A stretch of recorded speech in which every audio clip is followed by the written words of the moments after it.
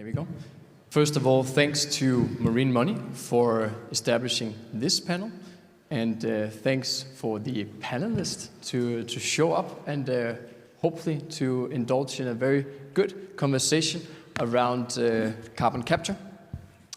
As mentioned, we are talking about decarbonization strategies that work. There's been a lot of talk yesterday on Marine Money around energy efficiency solutions, and I think there's a lot of push now, which is really positive to hear, that we should just go and do what is necessary. And then obviously the question falls upon carbon capture. I believe we have a very good panel here today. We have Yvette, who is representing one of the carbon capture suppliers out there. And then we have Kiong from the Global Maritime Center for Decarb in Singapore. And then we have Ashish coming from iCARE of Veritas. So I think we have a good panel lined up in terms of having a very good and thorough discussion around carbon capture. So the crowd typically for Marine Money is a good mix of financiers and ship owners. And my hope, at least, is that we would be able to talk a bit about what is carbon capture. Is it a viable option? Is it something we should invest in? And is it a good investment? But also, what role will it play in our road or our green transition in shipping? And what are some of the perceived challenges around carbon capture? There's both around the return on investments, the infrastructure, and the link up to the different regulations out there. So those are some of the topics we will try to capture within the next 20 minutes or so. I'm sure that when we're done, then we have not covered all, but then you will have the opportunity to catch the different panelists out in the break area afterwards. We'll start with what we see the role of carbon capture being for the green transition in shipping. So ABS and DNV, they have recently released some quite extensive papers on the road to zero, and they both accredit carbon capture having a significant role to play. Veritas has also done a deep dive study on carbon capture with some interesting findings. So I'll start with asking the panel here, what role do you accredit carbon capture in the path to zero? Let's start with you, Yvette. Thank you, Frederik. First of all, I think it's that the industry is really recognizing carbon capture as one of the solutions. If I look back at last year when I was also here at Marine Money in Singapore, I think carbon capture was hardly discussed in any of the panels. I think I was the only one really making this a discussion point in one of the panels. And today, or yesterday mainly, I think it was raised many, many times. I think that's a really good thing, because in order to get to zero, we need to have all technologies on board. So I think it's a good thing that people are recognizing it and starting to ask questions on it. And indeed, there are a lot of challenges still ahead, but we need to act today and have everyone on board actually to make this happen. So having said that, I think, the technology is there. We have, with Veritas Maritime, we have 20 vessels on the water today. So the technology, that's not the real issue. I think the challenges lay more in the field of a level playing field across all segments and also all geographies. And of course the CO2 logistic, because what are we going to do with the CO2 once it is captured? So the first element, obviously IMO needs to take the lead in this. I hope they will. They are making some progress, but yeah, they need to make some steps there. On the second part, on the CO2 logistics, with Veritas Maritime, we have a separate company. It's called Value Carbon, and they are in charge of this whole CO2 logistics. But as I said, we cannot do this alone. So recently we had an investment of Shell, which really helps us to accelerate this infrastructure with their extremely in-depth knowledge and their global presence. I think this will really accelerate. But still, we need a lot of other companies also to jump into this and make this happen. Great, thanks. Super interesting to hear that you were here last year, where you were the only spokesperson on it, and then suddenly it's on everybody's mind. So that's very interesting. Ashish, same question to you. What do you see the role of? How do you see the role of carbon capture for the transition to zero? Yeah, thanks, Frederik. I think I fully align with Yvette. When we talk about the pathways for decarbonization, I think a lot to be explored. And oftentimes it start by talking about alternate fuel, especially when we look at net zero pathways. And fast forward, I think we start to realize that when you look at the technology perspective, we have a lot of development that comes in favor of alternate fuels, be it ammonia, methanol, or even for hydrogen. But then there's a commercial element to it. So we start to think about where we're going to get the supplies and how much we're going to pay for it. And I think that's essentially where the interests of carbon capture come into picture, because that could be an alternate way of actually meeting the ambitions. And I think one of the IEA report actually said that we have actually managed to capture about 40 million tons of CO2, mostly from the industry side. But essentially, this knowledge and know-how can also be translated back to maritime. It could be an interim solution, or it could be actually a solution pathway towards 2050. So we can start to see how the adoption comes along this way. And true enough, we start to see more and more technology providers coming on board, and more ship owners and operators starting to see an opportunity that is around the carbon capture. I think one of the biggest hurdles will be actually about what to do with the captured carbon. So this is a tricky portion. So putting a system on board the vessel is one, but with the interest of life cycle assessment and well-to-wake emissions, more and more people start to be interested and keen to understand what happens along the value chain, whether it will be sequestrated or it's actually going to be used for elsewhere. So visibility on that, this seems to be an interesting one, and I think that's also when the technology that is on board the vessel will need to go hand in hand with the complete infrastructure development. Unfortunately for CO2, I think we are yet to see that happening. So on the industry side, the demand is picking up, and hopefully we will see more and more happening on the front, which will start to incentivize, and that will see a trend changing. Of course, from the regulatory point of view, for IMO level, we do not have anything that recognizing it. We are hoping to see more at MEPC 80. But this has shifted, so hopefully we start to see more coming by the mid of next year. At EU level, for EU ETS, you can recognize carbon capture as long as the pathway for a permanent sequestration can be demonstrated. So, of course, more work to be done on that front as well. Great, thank you. Interesting on both on the transition and also long-term solution here.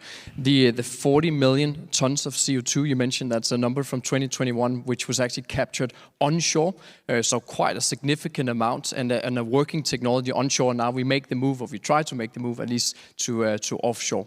And Kiong, maybe from your perspective, from the GCMD, both in terms of how you see the role of carbon capture, but also you've recently done a study together with the Boston Consultancy Group on the different applications across the industry and how far are the different ship owners. So from your perspective, the role of carbon capture, but also a bit around the adoption levels that you see currently.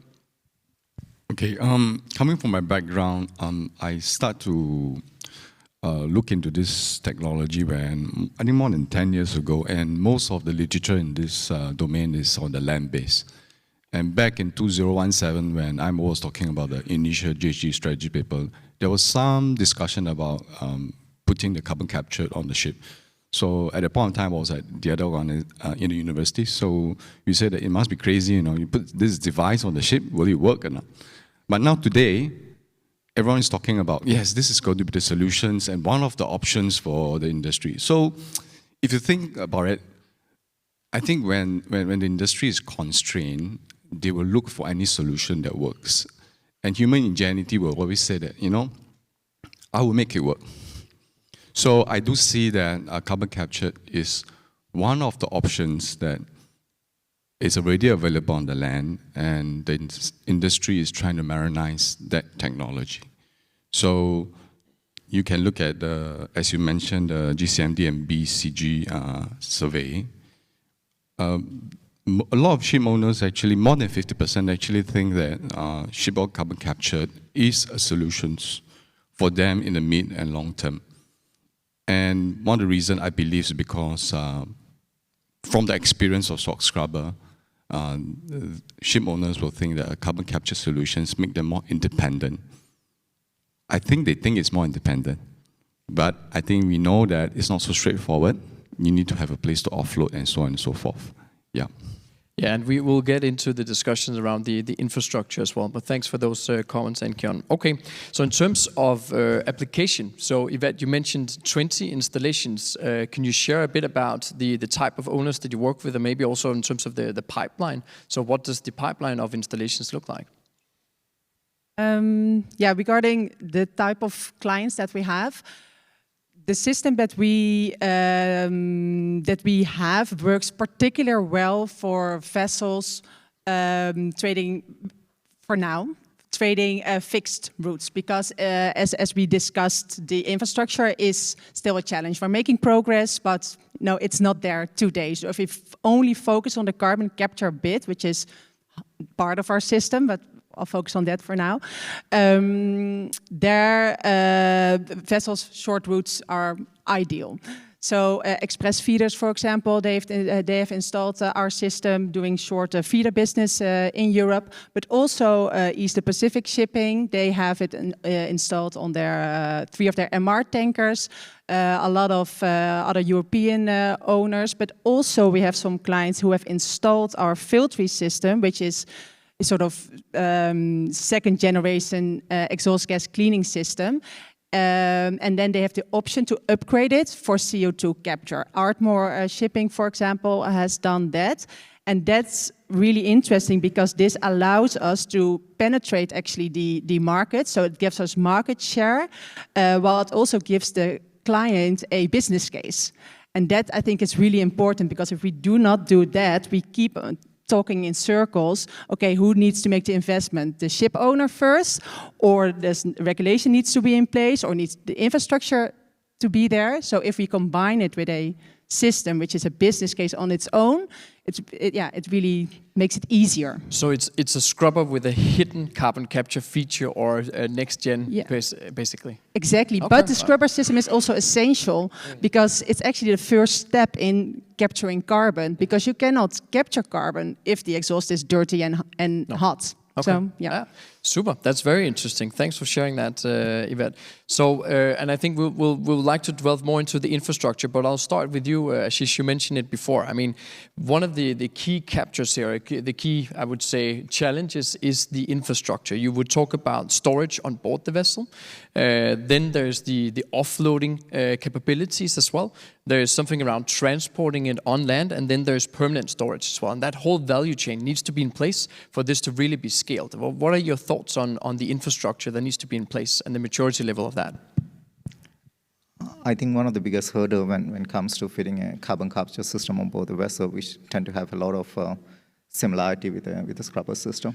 I think especially on the capture element, and we start to add more and more layer to it, because we will have to separate it, we will have to purify it, we have to store it on board. Difference for value maritime, obviously, but looking at these considerations, there will be a lot of compromises will have to be made on board the vessel. So we need to look at how much cargo capacity is being compromised, how much of vessel stability is actually being compromised. And that also translates back to the capacity that need to be aggregated when it comes to transportation. Because if you look at early adoption, say 5% of the vessels or 3% of the vessels that is fitted with a carbon capture system in the near future, we have to see whether the aggregator capacity will be adequate for somebody to make an investment when it comes to building an facility that will start to actually bring all these CO2 on board. We have not factored in also the requirement for the specification of CO2, which tend to vary depending on the end use that is actually meant for it. For example, if you were to be meant for food industry versus if you were to be sequestrators, so all these need to have a certain standardization that will be important. We will also need to see a reverse value chain that is against traditional oil and gas. So we start to have export facilities and shipping lines that is bringing the CO2 to the site of sequestration or for other applications as well. These need to be catered for. I think one of the big change that we can possibly foresee in this front is aggregating the capacity again. So shipping in its isolation, this might be a bit of a challenge. So I think we should encourage and start to look forward to how the industry base, especially from the power sector, they will start to incorporate carbon capture system, which has its own challenges, but at least space constraint is hopefully not one of them. So once this capacity is being aggregated, then the value chain will start to build its own, and then shipping will be able to leverage on it. Okay, thank you very much. Let's double click on the infrastructure. Now, you mentioned it before, Yvette. I think it would be super interesting to hear more about. So Shell is going in on this, investing in it. And I know in brief terms, talk a bit about, so how is the infrastructure built up for Value Maritime? What are your ways of addressing that, basically? Yeah, so first, it is new, so it has not been done. So there are still a lot of things that need to be clarified. So how we see it, we start in Rotterdam, because that's our home base. We have very short lines with the port authorities there, and they're really helpful in order to enable us to do that. So in Rotterdam, it's relatively easy. There are still some, not anymore, there were some hurdles. And now what we are trying to do now is to copy the methodology that we have developed and which has been approved to other ports, bunker ports mainly. So we are really working on to have it here in Singapore. There it will be different than in Rotterdam. In Rotterdam we use the CO2 in greenhouses directly, so to enhance crop growth. In Singapore, obviously, we need to look at other solutions, probably how we see it, but that's a little bit longer term, to use it as a transshipment hub and then transport it to locations for sequestration. These kind of things. Also in Houston, we are looking at similar infrastructure. So it's really dependent on the location, but short term, used in gas form in greenhouses, longer term, probably sequestration or methanol production, really depending on the location. Okay, so some good thoughts and some good plans around the infrastructure, which is not fully developed yet, but it's in its early stages, I would say then. Fully developing. Yep. Okay. Got it. Then let's jump to the next point, return on investment. And Kiong, I mean, based on your work with the different owners and through the center, I'm assuming that the return on investment and seeing that there's a clear business case when considering any kind of energy efficiency solution is key. What are your thoughts on the return on investment? Is the business case there for carbon capture yet? And is it as clear as for other energy efficiency solutions out there today? I think in this moment, I'd like to say that carbon capture is emerging. There's a lot of pilots going on, and even some owners are now saying that they will start to sell the system first quarter next year. So when you say business case, it needs to be evaluated against many other solutions that's already existing for decarb, like the technical measures, the operational measures. So for carbon capture, generally is better for new build. But if you are saying that this is a solution that can help me to bridge when alternative fuel is not available yet, then it will be, you need to go in depth to calculate to say, how big do I want the system? And as what Ashish says, how much cargo space I will lose? And if I use alternative fuel, then would that be a negative emission crediting? And so the economics is quite complicated. And the other thing is also, even if you don't operate, there will be a penalty in terms of maintaining that system also. So you must have a place to offload. So in the beginning, I do see maybe for coastal, for certain places where there are opportunistic infrastructure where they can offload. So it's not so straightforward, yeah. Okay. Thanks a lot. But so there's a couple of elements to cater for in the return on investment, which I assume also that those are some of the business cases that you help the owners with when you establish the potential for carbon capture. Okay, I've been told that we only have a couple of minutes left. I would love to hear just a closing remark from each of the panelists here in terms of, if we fast forward 10 years from now. So now we just heard from the beginning that 1 year ago, almost no one talked about carbon capture. Now it's on many people's minds. So 10 years from now, where are we with carbon capture in short terms? Ashish, if you would start. I think selection of, it's not about choosing one over another. We will have to actually look at a target. So if this target is actually going to be a net zero by 2050 or a target that is at an organization level, they will have to actually develop a GSG strategy for it and how they're going to achieve it. And this is going to be a very much of a customized solution for them.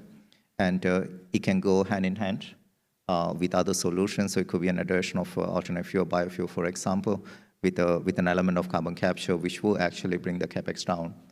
And this will be actually very important. So if you were to actually look at IMO 2020, when we start to look at the options that is around the time, so we had LNG and scrubbers mainly, apart from the option for them to actually use a low sulfur fuel.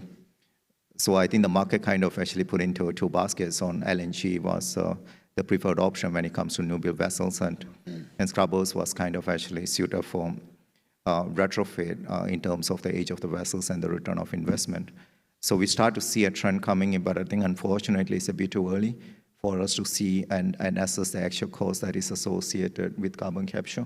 And the same is the case with the new fuels as well. So. Okay, thank you. And Kiong, same question, crystal ball outlook, 10 years, just in brief terms, where are we with the carbon capture? There will definitely be owners with carbon capture system on board. It's just a matter of can they offload the captured CO2. So I think it will start appearing in ports, in places where ship owners can offload their captured CO2, and that CO2 has the pathway to utilization and sequestration. It will start with these places. If not, no point installing when you cannot offload. No, like Rotterdam, for instance. And the last one from your side, Yvette, 10 years from now?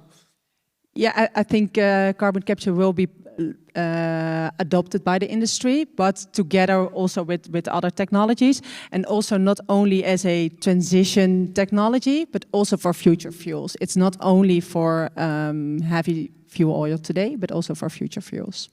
Okay. Thanks a lot. Closing remarks. It is out there. It's being discussed. The infrastructure is being developed. It's not only a transition, but it's also in there for the long run. So super interesting to follow. I hope the audience enjoyed the panel. And if you have more questions on carbon capture, then please feel free to reach out to the panelists. Thank you very much for joining.